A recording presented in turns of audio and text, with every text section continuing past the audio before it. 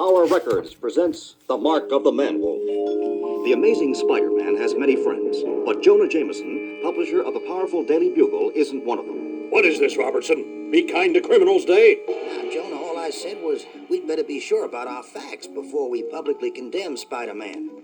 If it turns out he is innocent... Innocent? Maybe you don't understand, Robertson. A man has been killed, a man who happened to be a good friend of mine, and I believe that wall-crawling menace is responsible. I know it. So get this, Robertson. Since I can't hire someone to bring that killer in, I intend to see justice done another way, by making the public demand his capture at once. I'm only your city editor, Jonah, but I think you're making a grave mistake. Wait a second, Robbie. We've got company. I'll talk to you later then, Jonah. Hi, Dad. Thought I'd drop by to pick you up for dinner. It's time you met my fiancée, Christine Saunders. Fiancé? Well, I must say, it's about time. We were finished, weren't we, Robbie? If you say so, Jonah. I don't believe I've had the pleasure. Sorry, Robbie. This is my son, John. John's just retired from astronautics. He was one of the last men to make a moonwalk. Son, this is Joe Robertson, my city editor. Glad to meet you, John. Same here, Mr. Robertson. Sorry we've got to rush off. Moments later, in the hall outside. Dad, would you excuse me a moment? John, are you all right, son? You're white as a sheet and you're trembling. I'm sorry, Dad. Got a touch of the flu. The flu? You better take care of yourself, John. Like I said, Dad, sorry. I've been under a strain. I'd better get home. Later this same evening, in a brownstone overlooking the Hudson River, a door opens, releasing a sliver of yellow light and the stumbling form of a young man. Nothing I can do. It's happening again. I'm changing. And in several seconds, we see before us a man-wolf. Whoever was present in this creature a moment ago is gone. Now there is only an animal, seeking someone. It runs through the darkness. Now and then it climbs and leaps from roof to roof as it hunts its quarry. And that quarry is man, one particular human. A head, the man-wolf thinks. The one I hunt is a head. One final leap, and he looks across at the human being he seeks. And in one sleek motion, the man-wolf leaps. What in the name of heaven? Who are you and what's the meaning of this? Do you realize who I am? The name is Jonah Jameson, my friend, and I'll have you know J. Jonah Jameson is not the kind of man to be amused by some sort of infantile journey. I demand an explanation for this ridiculous costume. I'm warning you. It is then, of course, that Jameson realizes the creature before him is not wearing a costume. And it is then, naturally, that J. Jonah Jameson becomes afraid. And by then, you see, it's already far too late. Good Lord in heaven! No! We hate to leave J. Jonah Jameson at a time like this, but a few minutes earlier, in another part of the city, Peter Parker, boy student, who is otherwise known as Spider-Man, is passing a newsstand. One glimpse of the Daily Bugle, and that does it. This time Jameson's gone too far. The Spider-Man Menace, a new series by J. Jonah Jameson. Every time something happens in this town, Jameson blames me. According to Mr. Warmth, Spider-Man should be hunted down like a mad dog. Innocent till proven guilty. Remember that, Jameson? That's supposed to be the way we live. Why don't you leave me alone, Jameson? Why don't you leave me alone? I've had it, Jameson. You want me guilty? You've got it. I'll show you a menace, Jameson. You just better hope your insurance is paid up, buddy. Because, mister, you're gonna need it. I never asked to be bitten by that blasted radioactive spider. But I was, JJJ.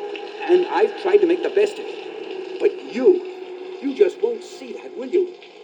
Maybe after tonight you'll be a little saner, JJJ. Maybe after you get a taste of what my webbing can really do, you'll leave me alone.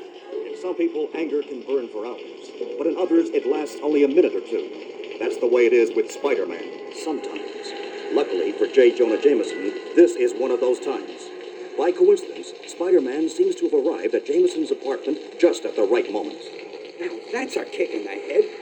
Either Jameson's taken to keeping pets or I just saw a werewolf.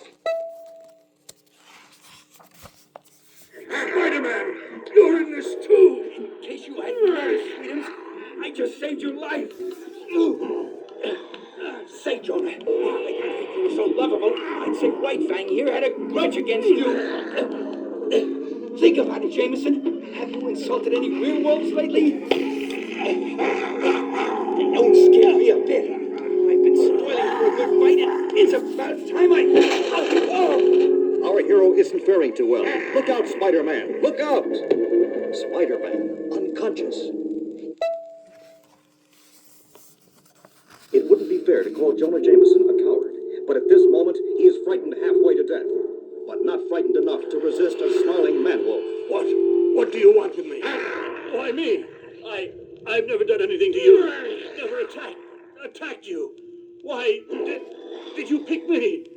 As though in answer, the man-wolf backs off, and Jameson's eyes draw downward, and he sees what he has not seen before. Man stares at Wolf, and Wolf stares in turn, and something passes between the two, a wordless communication, a plea for help. Then, without another sound, the man-wolf springs from the window, leaving behind him one very quiet, middle-aged entrepreneur, and a slowly stirring Spider-Man. Jonah, what happened to Tall, Dark, and Hairy? Don't tell me you beat them all by your lonesome. If that gets out, we'll have to put you up against the heavyweight champ. Say, what's the deal, Jameson? Where are those snappy comebacks? You're not going after him, Spider-Man. I won't allow it. You won't what? After that character tried to kill you? That doesn't matter. It's not important. If you attack him, I'll make you pay, you wall-crawling menace. Look, I'm not your biggest fan, but that monster... Spider-Man, I swear to you, if you move one muscle against that creature, I'll report this as an attempt on my life by you. Am I clear? Loud and clear. Next time, remind me not to play Good Samaritan. Some people have a weird sense of gratitude. Grateful? How can I be grateful to the man I hate most in the world? How can I be grateful when the mad killer he saved me from is my son? Hours pass. The man-wolf leaps and lunges from roof to roof, searching. It can sense its prey. It seems like no other the man-wolf has ever sought. The one who attacked me, who sought to kill me. He is there. The one who must die. Funny. We started this evening all knotted up. Now I feel kind of loose. It was the fight with the man-wolf. Somehow it released all my tensions, worked out all my anger. Almost. I can dig the world.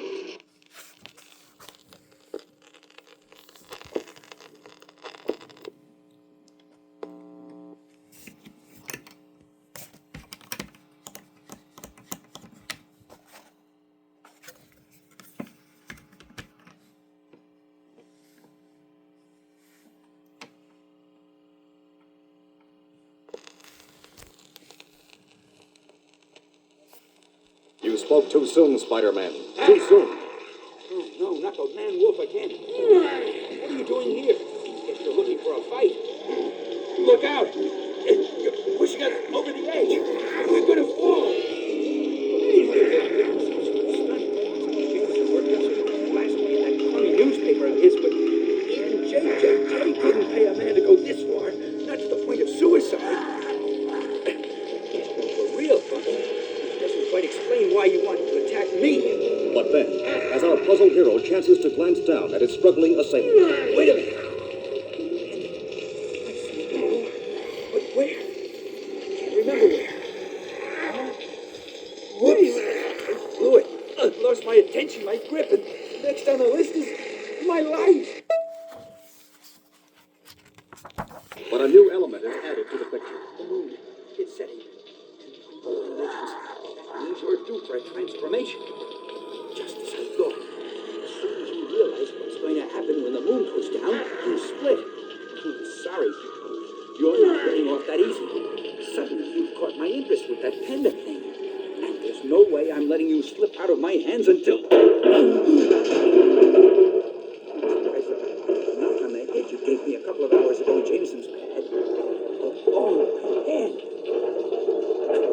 Parker, you've got to snap out of it. You've got to think. Where have you seen that pendant before? Where? Though he isn't aware of it, our hero is on the right track, and so is a certain publisher. This is my son's apartment.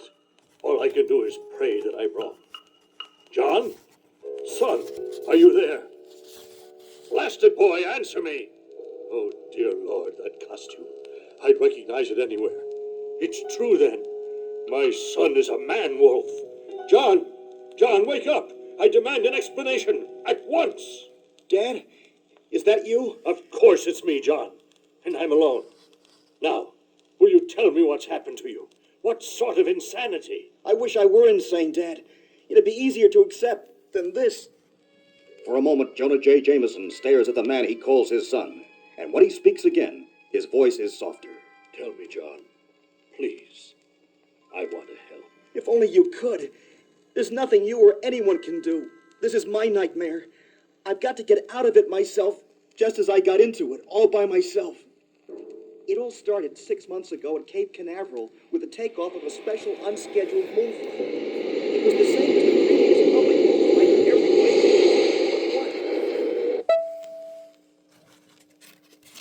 I saw something on the moon's surface. Just like I'd never seen. Right then, I was determined that it would be mine. Back on Earth, I had a friend who worked in the quarantine center. With a little coaxing, I got him to borrow the moon rock for me. I had my rock made into a pendant, and I took to wearing it around my neck. Didn't think much about it at first, until one night I was taking the turnpike up to New York for a late dinner date with my fiancée, Christine. Something happened to me. Something inexplicable. That's funny. Suddenly I feel tired, exhausted. Mustn't be getting enough sleep. Either that or it's this blasted night driving. It wasn't the night driving. It was the moon. The sudden light touched me. I glanced up, and it was then that it began. The pendant, glowing, something about the moon. Lord in heaven, what's happening to me? Every month since then, I've been transformed. And to date, none of my efforts to stop that transformation have succeeded. Not even the radiation suit I had made to cut out the lunar rays. The first time I wore it, last night, the suit came apart. Just like my chances to see this madness through alive. Don't talk like that, son. It's obvious you haven't thought this out at all. Why not just take off the pendant? Don't you think I've thought of that, Dad? I have tried to remove the stone, but it's too late. It's grafted itself to my skin, permanently. 7 hours have passed. 7 hours. And now it's time to get on the trail of the man-wolf. In another part of the city, at that certain brownstone, we find... It's not like John to ignore a date. I hope he isn't sick. He has been acting oddly these past few weeks. That's funny. And I can hear the bell ringing upstairs. And if that isn't John up in the window, I need glasses. He wants to pretend I'm not here? All right, I'm not here. And upstairs. Now it's your turn, Dad. Better leave. Something changes in me when I become that thing. I want to hurt the people I love, like Christine, and like you. Now, son, if you're trying to tell me the reason you attacked me was to kill me, that's utter nonsense. You wanted my help, don't you see that, John? And you couldn't stop yourself, your animal self, from... Meanwhile, a few blocks away, Spider-Man starts on his moonlight journey. Hurry, Spider-Man, hurry! Great, what a good night's sleep can do. I almost feel like myself again. Now, what was going through my mind? A pendant. A pendant. Hey, wait a minute. My subconscious must have been working overtime because it just put 2 and 2 together and came up with 4. That costume the man-wolf was wearing, it wasn't fabric. It was some sort of insulation material, the kind used on spacesuits for astronauts. And it just hit me who I know that has an astronaut's son. And who was attacked by a werewolf in astronaut clothing? J. Jonah Jameson. A quick glance in the Manhattan telephone directory tells our hero what he needs to know, and so... Maybe I'll have some good luck for a change. Bingo! Looks like I've hit the jackpot. It's the man-wolf. Here we go again, Wolfie. This time, I have a theory to try out. It's my guess that pendant is what's making you a werewolf. And so it has to come off, even if I have to tear it off.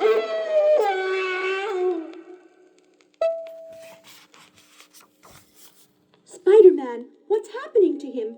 He's changing. Dear Lord, I didn't realize the pendant had grafted itself onto his skin. The transformation begins, and the identity of the monster becomes apparent.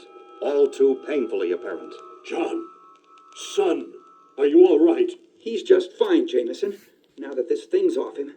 Better get him a doctor, though. Fast. Doctor, what? The publicity? Publicity? Your son's life was at stake, not to mention the lives of people he might have killed. Let's hope we stopped him in time. Johnny, are you okay? Mr. Jameson, is he okay? Answer her, Jameson. Tell her everything's real swell. Maybe someday you'll even begin to believe it yourself. Spider-Man, wait! Save it for the papers, Jonah. Save it for tomorrow. And so ends another adventure of the Amazing Spider-Man.